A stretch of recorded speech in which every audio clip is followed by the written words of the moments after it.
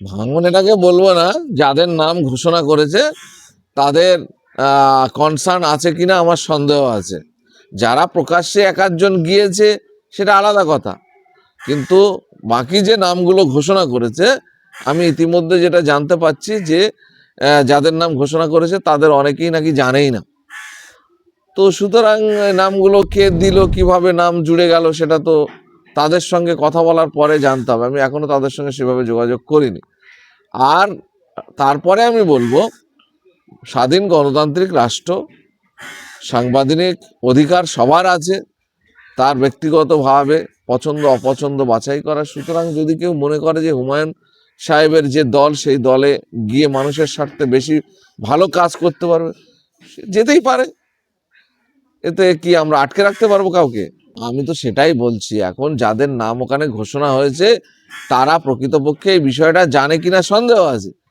তো যদি জানে বা তাদের কনসার্ন নিয়ে করে তাহলে একরকম, আর যদি তাদের কনসার্ন না নিয়ে তাদের নাম ঘোষণা করে দেয় তাহলে সেটা তাদের কোয়ারিজের ব্যাপার আছে, তারা সেটা খোঁজ খবর নিয়ে দেখবে, বুঝবে। কিন্তু আমার মনে হয় না যে ওখানে যাদের নাম ঘোষণা করেছে সবার সঙ্গে আলোচনা করে ঘোষণা করেছে, কেউ না কেউ নামটা লিখিয়ে দিয়েছে। এইভাবে কি কিছু হয় নাকি? আপনি ধরেন উপস্থিত হয়েছেন, আপনার ইমেজ তৈরি করার জন্য আপনার 10টা বন্ধুর নাম ওখানে জুড়ে দিয়েছেন, এরকম হয়েছে। আমি যেটা খবর পাচ্ছি, এখন আমি সঠিক তথ্য না পেয়ে আমি কিন্তু এইগুলো সরাসরি কারোর উপরে ব্লেম দিতে পারবো না। হুমায়ুন সাহেব প্রার্থী ঘোষণা ওখানে করেছে কিনা যায় না, পূর্ব ক্যানিং নিয়ে কাউকে প্রার্থী করতে চাইছেন, সে তার তার দলের ব্যাপার। এখানে আমি কি মানে বলতে পারি যে আমার রাজনৈতিক দল, আমি কাউকে, আমি আপনাকে রাজীব, আপনাকে বলে দিলাম যে আপনি ভাঙড়ের প্রার্থী, সে বলে দিলে আর কি যায় আসে? ভোটের নাম ঘোষণা করতে তো আপত্তি নেই, তাতে তো খুব বেশি খরচও হয় না, কষ্টও হয় না। কিন্তু দল, সংগঠন, মানুষের সঙ্গে থাকা, ভোটের রাজনীতিতে অংশগ্রহণ করা মানে মানুষের ভোট কালেকশন করা, তার মেশিনারি অর্থাৎ সংগঠন, এই সব কিছুর উপরে নির্ভর করে আপনার নির্বাচন। সুতরাং এরা কি করতে চাইছে সেটা তারাই ভালো বুঝবে। হুমায়ুন কবির কত বছর রাজনীতি করছে? অনেক বছর ধরে করছে। তাহলে হঠাৎ আজকে তার জনপ্রিয়তা তুঙ্গে উঠেছে, তার কারণটা কি? এইগুলো যারা মানে আপনারা চ্যানেল চালাচ্ছেন আপনাদেরও বিশ্লেষণ করা উচিত। ভারতবর্ষের বাবরি মসজিদ হচ্ছে একটা মুসলমানদের একটা সেন্টিমেন্ট, একটা আবেগ, একটা যন্ত্রণা, হৃদয়ের যন্ত্রণা বলে, যেটা সুপ্রিম কোর্ট বাধ্য করেছে ভারতবর্ষের মুসলমান সম্প্রদায়কে ওই রায়কে মেনে নিতে। তো সেই যন্ত্রণাটা দীর্ঘদিন ধরে মনের মধ্যে পুষে রেখেছিল। সেই যন্ত্রণার জায়গা থেকে যখন এই সেন্টিমেন্টটাকে কাজে লাগানোর জন্য মানে হুমায়ুন সাহেব এই বাবরি মসজিদ ইস্যু করে যখন করলেন, ডাক দিলেন মানুষকে, তখন কিন্তু মানুষের আবেগে সেখানে গিয়ে হাজার হাজার মানুষ জড়ো হয়েছে।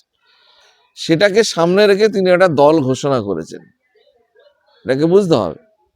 এইটার সঙ্গে সবকিছু গুলিয়ে ফেললে হবে না। তিনি লং টার্মসে এক আধ বছর এই পলিটিক্সটা পরিচালনা করলে সামনে 26-এর নির্বাচনে কি ফল হয় সেটা দেখতে হবে, এবং তার কোন দিকে গতি প্রকৃতি, কথাবার্তার মধ্যে অনেক অসঙ্গতি আছে। কখনো বলছেন 2টো সিট জিতে নিয়ে জামাই আদর খেতে খেতে চলে যাব দিদির কাছে, কখনো বলছে বিজেপি মুখ্যমন্ত্রী হলে আমরা আপত্তি নেই।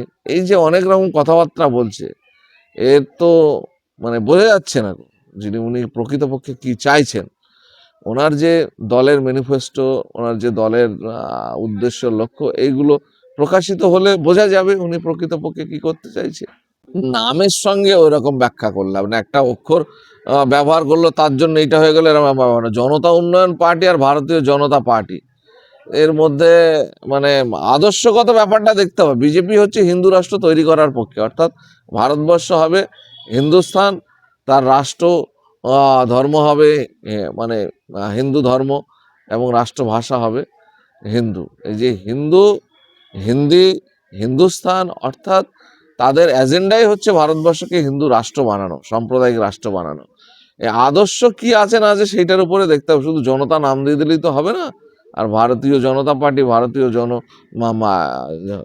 জনতার উন্নয়ন পার্টি, যাই বলেন, এটা প্রকৃতপক্ষে কি করতে চাইছে, মানুষের স্বার্থে করতে চাইছে না ব্যক্তি স্বার্থে করতে চাইছে না দেশটাকে ভাগ করতে চাইছে, এইগুলো বোঝার ব্যাপার আছে। এইগুলো তার মানে দলের প্রকৃত যে লক্ষ্য উদ্দেশ্য সেইগুলো দেখলে বোঝা যাবে এবং কার্যকলাপের মধ্য দিয়ে বোঝা যাবে। সুতরাং কে কি করছে না করছে জানি না, কিন্তু আমরা যেটা বুঝতে পারছি যে নওশাদ সিদ্দিকীর ইমেজ যেভাবে বাড়ছে, আইএসএফকে যেভাবে মানুষ ভালোবাসছে, সেইটাকে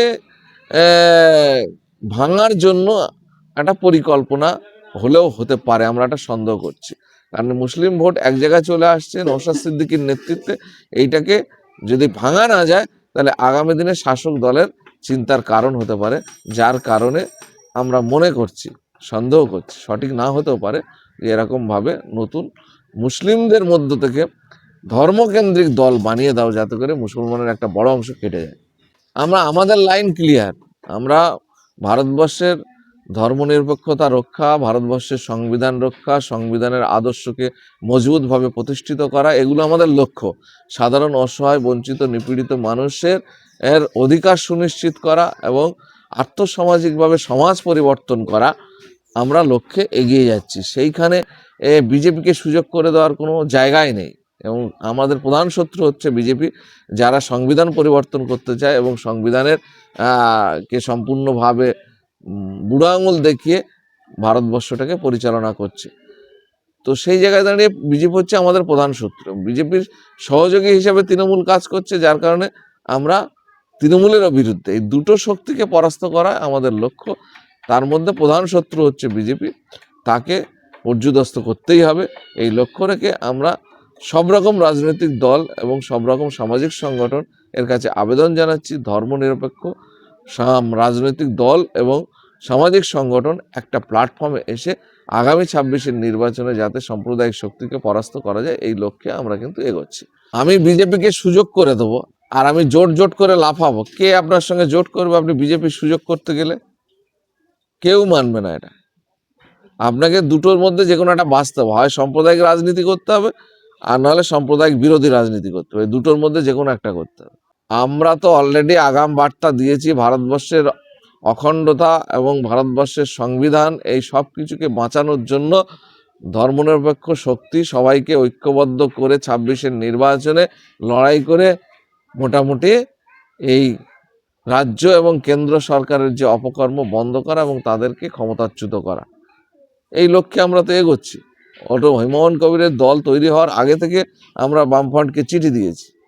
আমি আবার বললাম, তাদের নীতি আদর্শ উদ্দেশ্য কি আছে সেটা আগে করুক, ফ্লাশ করুক বা প্রকাশ্যে আনুক, তারপরে ভাবনা চিন্তা করা যাবে। যদি প্রকৃতপক্ষে বিজেপি তৃণমূলের বিরুদ্ধে সত্যি লড়াই করে এবং ধর্মনিরপেক্ষ দল নিয়ে লড়াই করে এবং সেইভাবে যদি এগোয় তাহলে হবে। আমরা কোনো ধর্ম কেন্দ্রিক দল অর্থাৎ সাম্প্রদায়িক দলের সঙ্গে আমরা একজোট হব না। ওই ভদ্রমহিলা সম্পর্কে আমার কাছে তেমন কিছু তথ্য নেই, যার কারণে তিনি কেন ঘোষণা করে আবার কেন বাদ দিলেন এই বিতর্কের মধ্যে আমি জড়াতে চাইছি না। সেটা হুমায়ুন সাহেবের দল আর সেই ভদ্রমহিলা সম্পূর্ণ একেবারে নিজেদের ব্যাপার। এইসব বিষয়ে মাথা আমরা ঘামাতে চাই না। 26-এর প্রস্তুতি প্রচার কেমন চলছে? চলছে, খুব ভালো রকম চলছে।